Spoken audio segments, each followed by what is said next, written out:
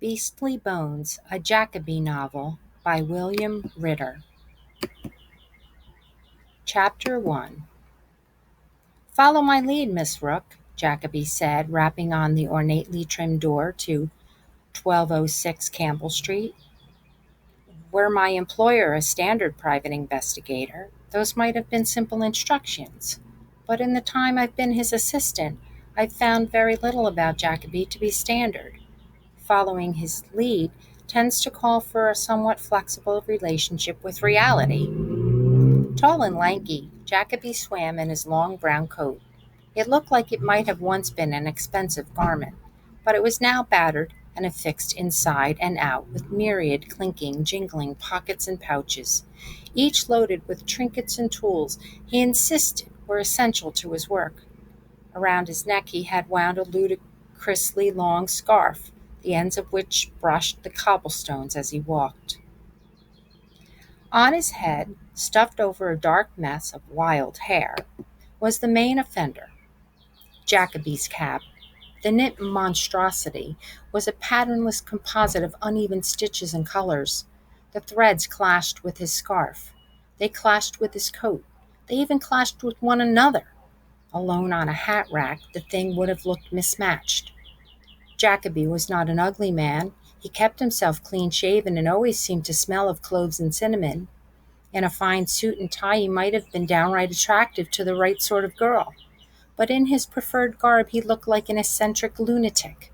He was fond of reminding me that appearances aren't everything, but I dare say they aren't nothing either. My employer can be single-minded about some things, most things in fact. The woman who answered the door appeared far too overwhelmed by her own concerns to bother about silly hats anyway. Jacoby and I soon found ourselves ushered past the threshold and into an elegantly furnished sitting room. The house looked like so many of the regal English manors to which my mother had dragged me as a child. My father was a bit of an explorer. You may have read about the intrepid Daniel Rook, but my mother much preferred tradition and civility. Mother took full advantage of my father's notoriety to find her way into countless London garden parties, and she brought me along in the hopes that a little exposure would make me wish to be a proper lady as well. It generally made me wish instead that I could go outside and play in the dirt like my father. In some ways, there was really nothing new about New England. Our current hostess looked as though she would have fit very comfortably into my mother's social circles. She introduced herself as Florence Beaumont and offered to take our coats. Jacoby flatly declined for both of us. I would have preferred he hadn't, as the heat of the chamber was a sharp contrast to the breeze outside. The spring of 1892 had arrived in New Fiddleham, but it was not yet fully chased away the last of the winter winds. Mrs. Beaumont led us to a small alcove at the rear of the room. Within the recess were a pile of blankets, a little pink collar with a bell on the front, and a set of silver bowls perched on white doilies. In one bowl was a bit of what looked to be leftover tuna, and in the other were water, a great deal of cat hair, and a live fish. The fish circled uncomfortably, being nearly as wide as the bowl itself. Jacoby squatted, resting his forearm on his knees and staring into the water. He watched the fish take a few cramped laps, studying its movements, and then he plucked a bit of damp cat hair from the rim, sniffed it, tasted it, and tucked it into a pocket somewhere in the depths of his coat. I whipped out the little black notepad Jacoby had given me upon the completion of our first case, trying not to let Mrs. Beaumont see that I was still on the very first page. Your message said something about a sick cat, I prompted the woman while my employer poked up the sticky pile of leftovers in the other bowl. I'm sure Mr. Jacoby will want to see the animal. The woman's lip quivered. Mrs. Wiggles. Yes, and where is Mrs. Wiggles now? Mrs. Beaumont tried to answer, but she managed only a sort of a squeak I could not decipher and gestured toward the alcove. Jacoby stood. Mrs. Wiggles is right here, isn't she? The woman nodded. Mrs. Wiggles is the fish, isn't she? She nodded again. Only since recently, she sniffed. I see, Jacoby said. His matter-of-fact response seemed to burst a dam within the woman. "You must think me mad. I didn't know to whom I could turn, but your name has come up from time to time. I entertain, you see. Very prominent people come to my soirees. Mayor Spade had tea here just last week. Some of the people I dine with tell me that you specialize in things that are different, to put it mildly," I submitted. "Nice to hear I've come so highly recommended, madam," Jacoby said, turning his attention back to the big fish in the little bowl. "Oh, I wouldn't call them recommendations exactly," she added. "More like anecdotes. Some of them warnings, actually." "Yes, yes, very nice." Jacoby's attention had mitigated back to his investigation. He dropped to his hands and knees, peeking at the pile of blankets. "I've always taken such good care of Wiggles," the woman continued. "I keep her brushed and washed, and I buy her the most expensive cat food. I even get her fresh fish from Chandler's Market from time to time. At first, I thought she was just feeling a bit off due to her state. But then she began to sprout scales, and now—" Mrs. Beaumont broke down again, her voice wavering into uncomfortable octaves. "Due to her state?" I asked, trying to press forward. "What state was Mrs. Wiggles in?" "She was pregnant," Jacoby answered for Mrs. Beaumont. The woman nodded. "How did you know that?" I asked. Jacoby pulled up the corner of the blanket to reveal a pile of adorable sleeping kittens. Here and there a patch of scales peeked through the fur. The smallest had fuzzy gills, which puffed up and down as it snored, but they were precious nonetheless.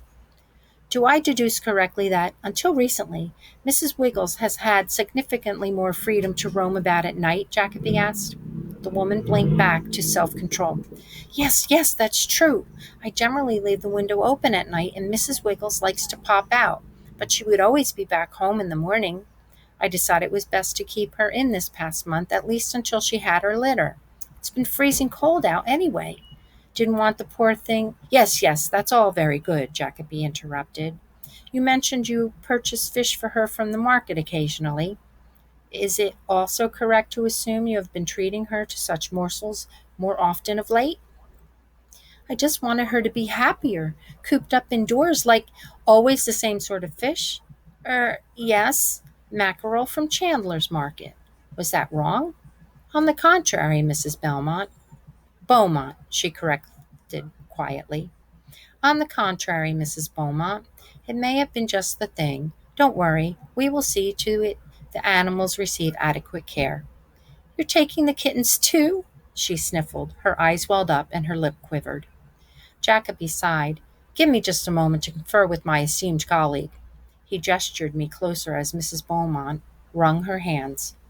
Jacoby leaned in and adopted the sort of hushed, secretive tones that one nearby cannot help but overhear. "Miss Rook, on a scale of 1 to pomegranate, how many dangerous would you say this situation has become?" "Dangerous?" I faltered. "Yes, Miss Rook," prompted Jacoby. "In your expert opinion." "On a scale of 1 to pomegranate?" I followed his lead, checking over the notes I had scribbled in my notepad and speaking in my most audible, serious whisper. "I should think acorn, possibly badger. Time alone will tell." My employer nodded solemnly. "What what is it? Can you make them better?" Mrs. Beaumont fidgeted, worrying the lace on her collar as Jacoby considered his response. "Contamination, madam. Viral infection, no doubt. You've been thoroughly exposed, but don't worry. You're probably just a carrier. It is most unlikely you will display any symptoms yourself. What's important now is to be sure the litter does not further contaminate the neighborhood." "Is it really as bad as all that?" she asked. Should we tell the police or the animal control officer?" "If you like." Jacoby looked thoughtful. "Of course, it might be best if we simply take Mrs. Wiggles and her litter to our facility and keep the whole thing quiet. I'm no expert in entertaining, but I do not imagine one's social standing would weather well the news that one is a carrier to an exotic viral plague. How is Mayor Spade, by the way?" Mrs. Beaumont sniffed and digested the detective's words for a moment. "Let me fetch you a bigger bowl," she squeaked. "I want Mrs. Wiggles to be comfortable at least." With one last sniffle, she ducked away into the house. Some girls work in shops or sell flowers. Some girls find husbands and play house. I assist a mad detective in investigating unexplained phenomena, like fish that ought to be cats, but seem to have forgotten how. My name is Abigail Rook, and this is what I do. Read Beastly Bones to find out what happens next.